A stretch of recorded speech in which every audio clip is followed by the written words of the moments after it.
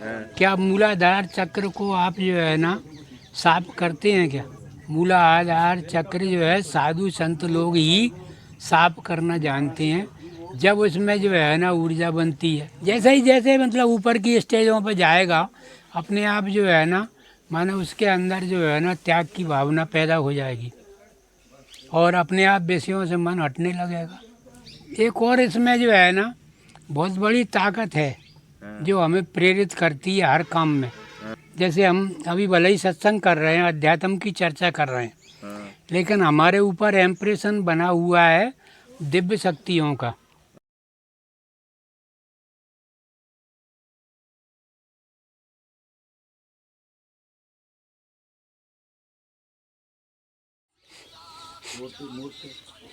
आप अकेले ही जो है ना उन ओम नमो नारायण।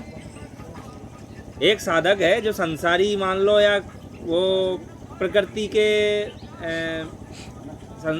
उसमें मान लो, पर उनका प्रश्न है कि हमें मूलाधार चक्र जागृत करना है। जी अब हालांकि परमात्मा से तो कोई संबंध नहीं है, लेकिन फिर भी उनने पूछा है, तो इसे जागृत करने के लिए सर्वप्रथम क्या उपाय करना चाहिए, कैसे क्या करना चाहिए, पूरी विधि बताने की कृपा करें। और हमारे मूलाधार चक्र कब जागृत होगा इसके बारे में बताएं। पहले आप उनसे उनकी बात करवाइए। हाँ। क्या मूलाधार चक्र को आप जो है ना साफ करते हैं क्या? मूलाधार चक्र को बगैर साफ किए किसी भी प्रकार की क्रिया लागू नहीं होगी। अच्छा। हाँ, मूलाधार चक्र जो है साधु संत लोग ही साफ करना जानते हैं। जब उसमें जो है ना ऊर्जा बनती है, ऊर्जा बनाने के लिए उसका साफ होना बहुत ज़रूरी है और वो नेति धोती के जरिए होता है। अच्छा। तो एक वाणी है जी कि पहले मूल सुधारो कारज हो सारा है। जी। तो हाँ, तो प्रथम क्रिया वही है यार। हाँ। सही है उनका पूछना। अगर वो उस क्रिया को कर चुके हैं तो मुझे उनसे बात करना है, आप कितना कर रहे हैं इसके बारे में। उनने ये बोला है कि मैं अश्विनी मुद्रा करता हूँ। जी जो अश्विनी मुद्रा है, मुंह बंद खोल घोड़े की तरह, तो उससे मुझे फायदा तो हुआ है। जी और ऐसा भी बोला है उनने कि मूलाधार चक्र को पशु चक्र भी बोलते हैं। जी। तो मेरी ये जो पशु वृत्तियां हैं तो वो धीरे धीरे नष्ट हो रही है। तो और भी कितना प्राणायाम किया जाए और कपाल भांति कितनी की जाए। और देखिए ऐसा है, ये माना जो है ना वो है अध्यात्म से परे है ये ज्ञान। अच्छा। ये केवल शरीर की जो है ना माने एक रिसर्च है। जैसे आदमी कसरत करता है ना, कसरत के हिसाब से जो है ना वो जिन अंगों का मतलब जो है ना कार्य कर रहा है, उसी प्रकार से ये भी एक कसरत है। अच्छा। हम जो है ना मूलाधार चक्र को साफ करके जो है ना अगर बार बार जो है ना खिंचाव कर रहे हैं तो जो है ना हम पहली क्रिया को कर रहे हैं, इसमें पारंगत हो जाते हैं, तो आगे जो है स्वादिष्टान पे जाते हैं खिंचाव करके। अच्छा। भाई वो इस क्रिया को अगर करते हैं तो भली भांति जानते हैं कि मूलाधार चक्र को खींचने के बाद स्वादिष्टान पे जाएंगे, स्वादिष्टान के बाद मणिपुर पे जाएंगे। अच्छा। तो वो कहाँ अभी टिके हुए हैं इसके बारे में बगैर उनसे चर्चा किए कुछ समझ में नहीं आएगा मुझे भी। दूसरी बात, मैं जब तक उन्हें करते नहीं देख लूँ वो कहें तो भी नहीं मानूंगा, अच्छा। क्योंकि वो देखने की व्यवस्था है यार। और उसमें अकेले चक्र जागृत नहीं कर पाएगा कोई भी। नहीं, करते तो सभी अकेले ही हैं। हाँ, नहीं बिना गुरु के जैसे। हाँ, बगैर गुरु के तो कोई भी सामर्थ्य नहीं है इन चक्रों में। अच्छा। इन 8 चक्रों में बगैर गुरु के कोई भी अगर सोचे कि मैं गुरु नहीं बनाऊं या गुरु गुरु से पूछूं नहीं और मैं पारंगत हो जाऊं, इनको पार कर जाऊं, तो ये असंभव है। अच्छा, वाणी सुन के या फिर। नहीं, कुछ भी नहीं, पढ़ के भी नहीं कर सकता। अच्छा। गुरु करके बताएगा तब जाके वो सक्षम होगा। अब वैसे तो किताबें सबने ले ली, ये किताब मैंने आपको दे दी, आपने पढ़ ली, क्या आप पढ़ के सीख गए क्या? नहीं। तो ठीक इसी तरह से जो है ना, किताब से पढ़ करके सुन करके हमें जो है समझने का ज्ञान तो होता है, हाँ, पर साधना में समझ में आती है, लेकिन साधना तो जब तक जो है ना करके नहीं बताओगे। जैसे बाबा रामदेव बता रहे हैं कि जो है ना, माने जो है ना चंद्र स्वर को खींचिए, फिर जो है ना माने सूर्य स्वर में डालिए, फिर सूर्य स्वर को खींचिए, फिर चंद्र स्वर में डालिए, तो ये प्रैक्टिकल क्रिया हो गई। ये आपने जब देखा उनको करते हुए और उन्होंने आपको बताया, तो ये प्रैक्टिकल हो रहा है और आप उस ढंग से जो है ना करना सीख जाएंगे। ये शरीर की जो है ना नाड़ी शोधन करने का साधन है अनुलोम विलोम। तो वैसे आपके हिसाब से मूलाधार चक्र के लिए क्या क्या कैसे? अभी तो मैं कर नहीं सकता ना, भोजन है। नहीं, फिर भी वाणी के माध्यम से नहीं, जो वाणी संकेत- के माध्यम से इसका विषय ही नहीं है समझने समझाने का। इसको तो करके ही दिखाना पड़ेगा। नहीं, स्वयं की इस क्रिया में सबसे ज़्यादा जो है ना परेशान कौन आदमी है? जो भगंदर के रोगी हैं, जिनको बवासीर आदि हो गया है, उनके हिसाब से उन लोगों से पूछो आप, ये खराबी हुई क्यों आपको? क्योंकि उस चक्र को इन्होंने सुधारा नहीं। डिस्टर्ब हो रहा है, बात सही है। तो वो इसको बारे में जानते हैं, जिनको हुआ ही नहीं है वे क्या जाने। जो आज भगंदर के रोगी हैं, जिनको बवासीर हो रहा है, वो समझ गए हैं कि हमने इसको जो है ना साफ करने में गलती की, इसलिए हमें ये रोग हो गया। और उनको अगर ठीक करना है तो देसी जड़ी बूटियों से महात्माओं ने किया है, लेकिन सफाई का कार्य तो उनसे ही करवाया जाएगा ना। कोई महात्मा थोड़ी जाएगा वहाँ जड़ी बूटी देने के बाद सफाई करने, वो एक बार आपको बता सकता है।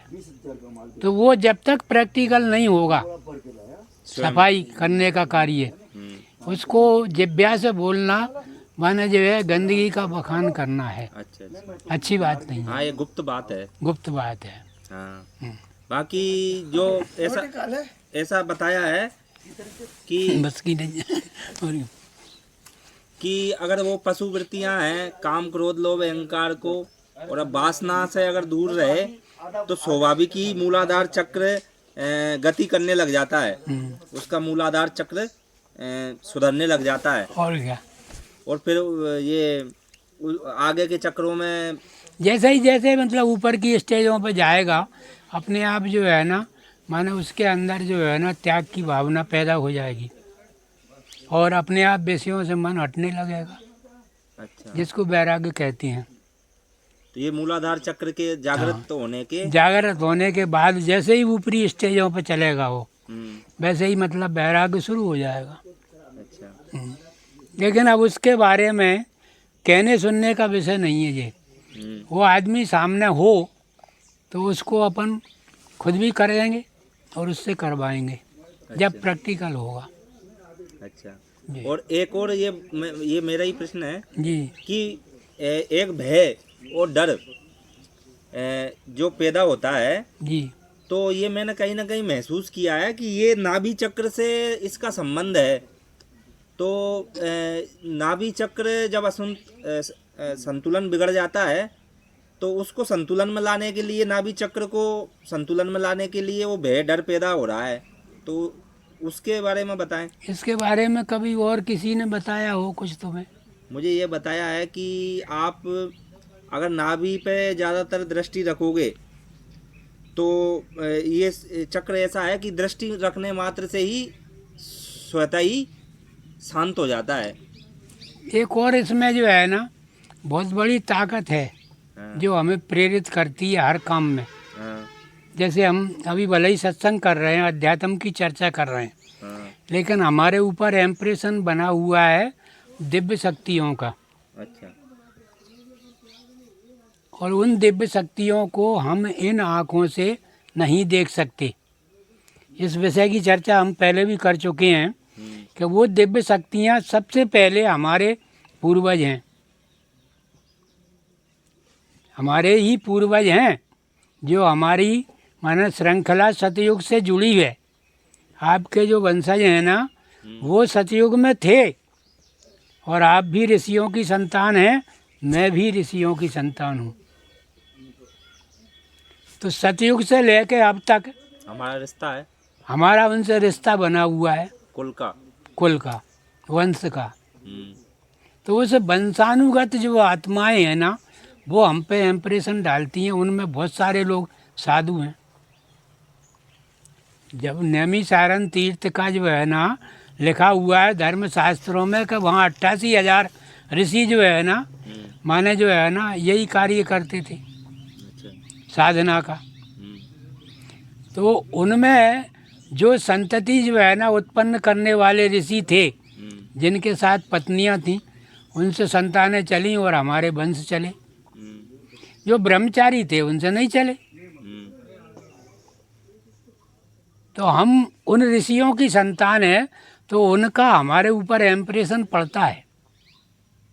हम जहाँ भी बैठे हों, जो भी कार्य कर रहे हों, यहाँ तक कि हम जो भोग करते हैं, भोजन करते हैं, उसमें भी कोई ना कोई आत्मा हमारे साथ सम्मिलित हो जाती है। सुख भोग में भी और दुख भोग में भी आपका सहारा देते हैं वो। वह शर्त है कि हम उन्हें देख नहीं पा रहे हैं इन आँखों से, क्योंकि परमात्मा ने जो आँख हमको दी है उससे उन्हें देखा नहीं जा सकता है। तो भय में कहीं ना कहीं उनका भी सम्मिलित हैं वो, सम्मिलित है उसमें आ गई समझ में। हाँ। तो नाभि चक्र से पे अगर जोर दे लिया जाए तब भी भय तो रहेगा। वो तो ऊपर से आ रहा है ना इम्प्रेशन। तो अच्छा। जैसे सूर्य उग रहा है, उसकी लाइट आप पे आ रही है,